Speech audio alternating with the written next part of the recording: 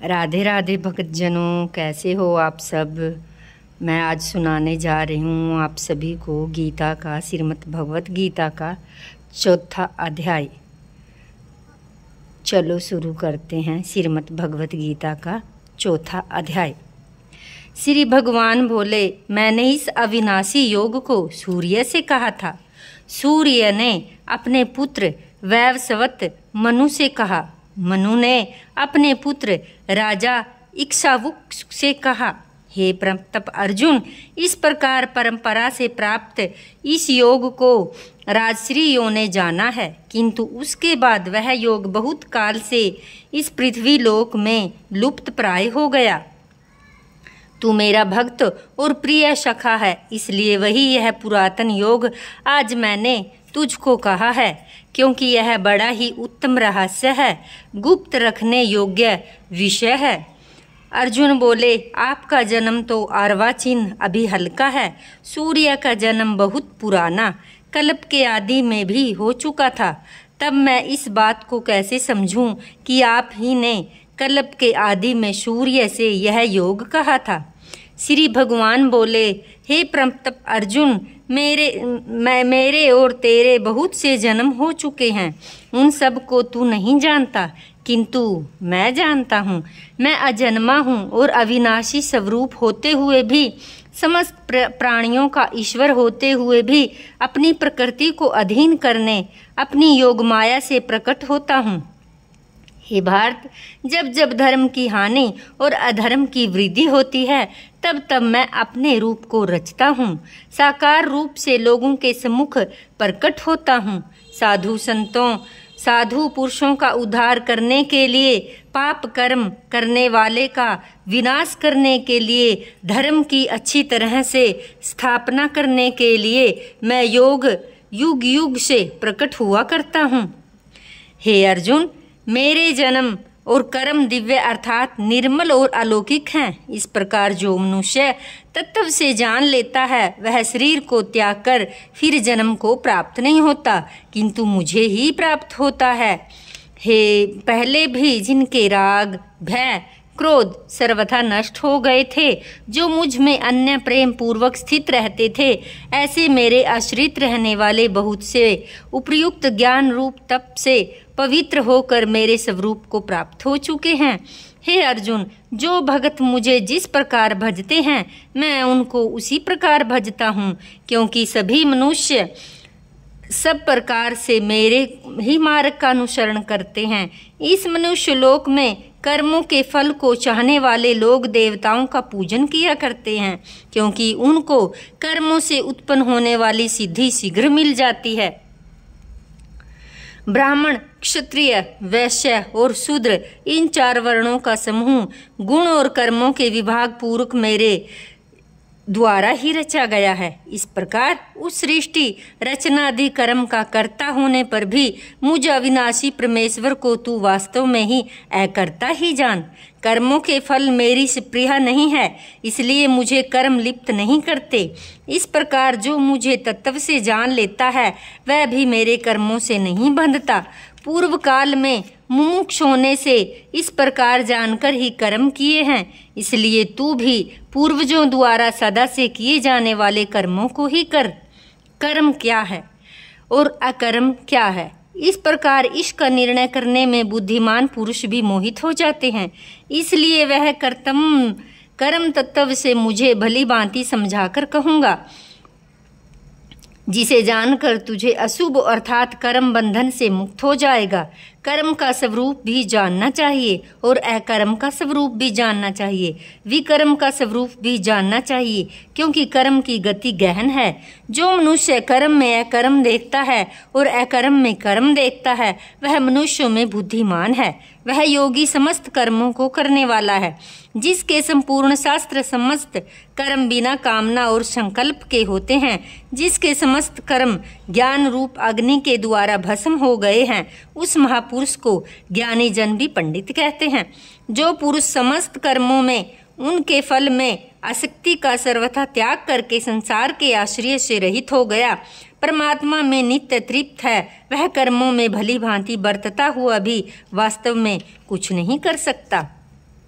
जिसका अंतकरण और इंद्रियों के सहित शरीर जीता हुआ है, जिसने समस्त भोगों की सामग्री का परित्याग कर दिया, ऐसा आशा रहित पुरुष केवल शरीर संबंधी कर्म करता हुआ भी पापों को नहीं प्राप्त होता। जो बिना इच्छा के अपने आप प्राप्त हुए पदार्थ में सदा संतुष्ट रहता है, जिसमें ईर्ष्या का सर्वथा अभाव हो गया हो, जो हर्ष शोक आदि द्वंद्वों से सर्वथा अतीत हो गया हो, ऐसा सिद्धि और असिद्धि सम रहने वाला कर्मयोगी कर्म करता हुआ भी उनसे नहीं बंधता।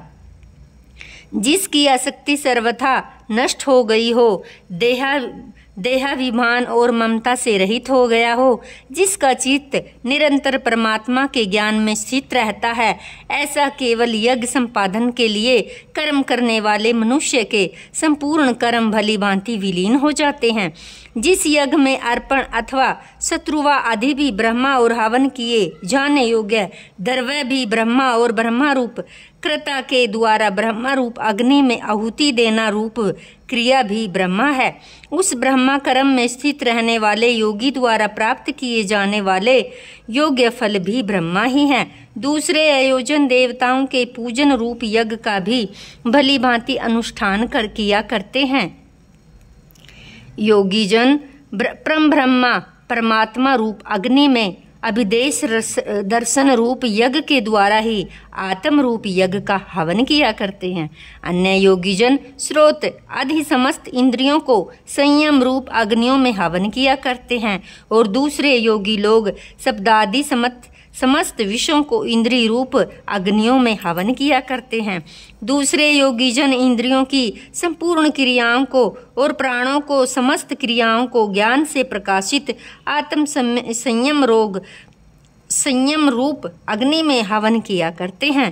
कई पुरुष द्रव्य संबंधी यज्ञ करने वाले हैं, कितने ही तपस्या रूप यज्ञ करने वाले हैं, दूसरे कितने ही योग रूप यज्ञ करने वाले हैं, और कितने ही अहिंसा आदि तीक्ष्ण व्रतों से युक्त यत्नशील पुरुष स्वाध्याय रूप ज्ञान ज्ञा करने वाले हैं। दूसरे कितने ही योगी जन अपान वायु में प्राण वायु को हवन करते हैं, वैसे ही अन्य योगी जन प्राण वायु में अपान वायु को हवन करते हैं। अन्य कितने ही नियमित आहार करने वाले प्राणायाम प्रायाण पुरुष प्राण और अपान की गति को रोककर प्राणों को प्राण में हवन किया करते हैं। हे साधक, यज्ञों द्वारा पापों का नाश कर देने वाले यज्ञों को जानने वाले हैं। हे कुरुक्षेत्र अर्जुन, यज्ञ से बचे हुए अमृत का अनुभव करने वाले योगी जन सनातन परम ब्रह्मा परमात्मा को प्राप्त होते हैं। यज्ञ न करने वाले पुरुष के लिए यह मनुष्य लोक भी सुखदायक नहीं है, फिर परलोक कैसे सुखदायक हो सकता है। इसी प्रकार भी बहुत तरह के यज्ञ वेद की वाणी में विस्तार पूर्वक से कहे गए हैं। उन सब को तू मन इंद्रिय और शरीर की क्रिया द्वारा संपन्न होने वाले जान। इस प्रकार तत्व से जानकर उनके अनुष्ठान द्वारा कर्म बंधन से सर्वथा मुक्त हो जाएगा। हे परम तप अर्जुन, द्रव्यमय यज्ञ की अपेक्षा ज्ञान जन अत्यंत ही श्रेष्ठ हैं। यावन मात्र संपूर्ण कर्म ज्ञान से समाप्त हो जाते हैं। उस ज्ञान को तू तत्वदर्शी ज्ञानियों के पास जाकर समझ। उनको भली भांति दंडवत प्रणाम करने से, उनकी सेवा करने से, कपट छोड़कर सरलता पूर्वक प्रश्न करने से परमात्मा तत्व को भली भांति जानने वाले ज्ञानी महात्मा तुझे उस तत्व का ज्ञान उपदेश करेंगे, जिसको जानकर तू फिर इस प्रकार मोह को नहीं प्राप्त होगा। हे अर्जुन, जिस ज्ञान के द्वारा तू संपूर्ण भूतों की शेष भाव से पहले अपने पन में और पीछे हुए मुझ सच्चिदानंदन परमात्मा में दिखेगा, यदि तू अन्य सब पापियों से भी अधिक पाप करने वाला है, तो भी तू ज्ञान रूप नौका द्वारा निसंदेह संपूर्ण पाप समुद्र में भली भांति तैर जाएगा। क्योंकि हे अर्जुन, जैसे प्रज्वलित अग्नि ईंधनों में भस्मस्य कर देता है, वैसे ही ज्ञान रूप अग्नि संपूर्ण कर्मों को भस्मस्य कर देता है। इस संसार में ज्ञान के समान पवित्र करने वाला निसंदेह कुछ भी नहीं। उस ज्ञान को कितने ही काल से कर्म योग के द्वारा शुद्धांतकरण हुआ है। मनुष्य अपने आप में ही आत्मा में पा लेता है। जितेंद्रिय साधन प्रायाण और श्रद्धावान मनुष्य ज्ञान को प्राप्त होता है। ज्ञान को प्राप्त होकर वह बिना विलंब के तत्काल ही भगवत प्राप्ति रूप परम शांति को प्राप्त हो जाता है। विवेकहीन और श्रद्धा रहित संशय युक्त मनुष्य परमात्मा से अवश्य भ्रष्ट हो जाते हैं।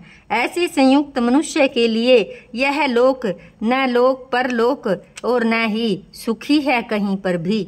हे धनंजय, जिसने कर्म योग की विधि से समस्त कर्मों का परमात्मा में अर्पण कर दिया और जिसने विवेक द्वारा समस्त संशयों का नाश कर दिया, ऐसे वश में हुए अंतःकरण वाले पुरुष को कर्म नहीं बांधते।